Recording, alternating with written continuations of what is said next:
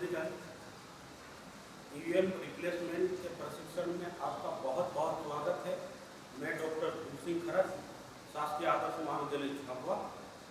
जैसा कि आपको जानकारी होगी कि ईवीएम रिप्लेसमेंट एक मॉक पोल के दौरान होता है और एक वास्तविक मतदान के दौरान होता है। जब आप मॉक पोल के दौरान मॉक पोल करवाते हैं तो उस दौरान होने वाली कुछ त्रुटियों की वजह से ईवीएम को रिप्लेसमेंट किया जाता है। इसमें आप देखेंगे कि अगर आप कंट्रोल यूनिट को चालू करते हैं और उसमें इनवैलिड उसकी सीयू की डिस्प्ले पर इनवैलिड का ऑप्शन आता है तो आपको सीयू को CRCT कर लेना है, क्लोज, रिजल्ट, क्लियर और टोटल का बटन दबा करके कंट्रोल यूनिट का जो डाटा है उसको हटा लेना चाहिए या डिलीट कर देना चाहिए। तो इस प्रकार से एक समस्या या जो प्रॉब्लम होगी वो सोल्व हो जाएगी। उसके बाद अगर कंट्रोल यूनिट की डिस्प्ले पर BU इज नॉट रिस्पॉन्डिंग ऐसा ऑप्शन आता है तो BU का केबल आप चेक करेंगे, उसको अलग से डिस्कनेक्ट करके उसे वापस से लगाएंगे।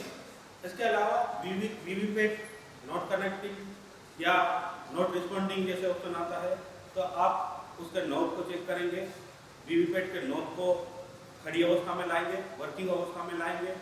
इसके अलावा आपको वीवीपैट का जो केबल होगा, केबल को चेक करना होगा। तो इस प्रकार से इसकी समस्या भी आपको हल हो जाएगी। इसके अलावा कंट्रोल यूनिट पर के डिस्प्ले पर एक ऑप्शन ये आता है प्रेस एरर PU01। तो ऐसे में आपको PU के की देखना है, कहीं कोई की दबा हुआ तो नहीं है, कुछ फंसा हुआ तो नहीं है। अगर कुछ दबा हुआ फंसा हुआ तो उसको निकालेंगे, उसके बाद आपका ये एरर भी समाप्त हो जाएगा।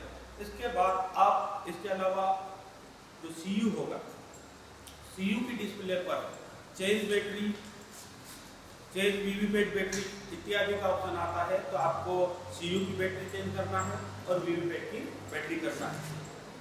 इसके अतिरिक्त जो भी एरर आते हैं या जो भी डिस्प्ले में जो शो होता है, ऐसे में आपको क्या करना पड़ेगा, ईवीएम की यूनिट को रिप्लेस करना होगा।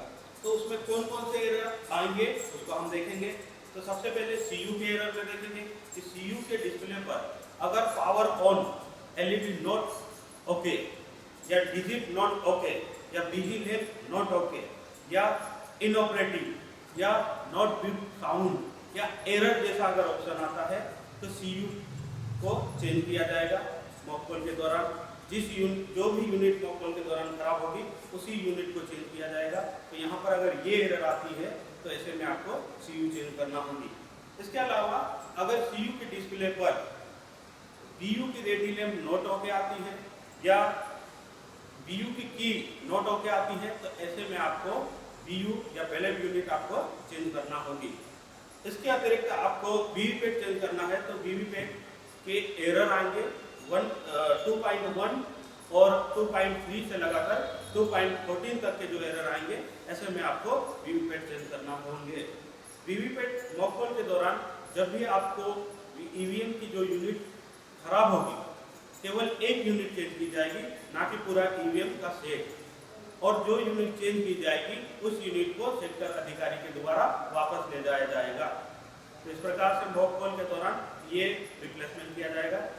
और वास्तविक मतदान के दौरान यदि ईवीएम में कुछ खराबी आती है तो ये जितने भी एरर मेरे द्वारा बताए गए इन एरर में से कोई एरर आता है तो ऐसी स्थिति में आपको अगर ईवीएम में वीवीपैट यूनिट खराब होती है तो केवल और केवल वीवीपैट चेंज की जाएगी और वीवीपैट जब चेंज की जाएगी तो आपको दोबारा से मॉक पोल नहीं करवाना होगा। इसके अतिरिक्त यदि CU खराब होती है या BU खराब होती है, ऐसी अवस्था में आपको वास्तविक मतदान के दौरान पूरा सेट चेंज किया जाएगा।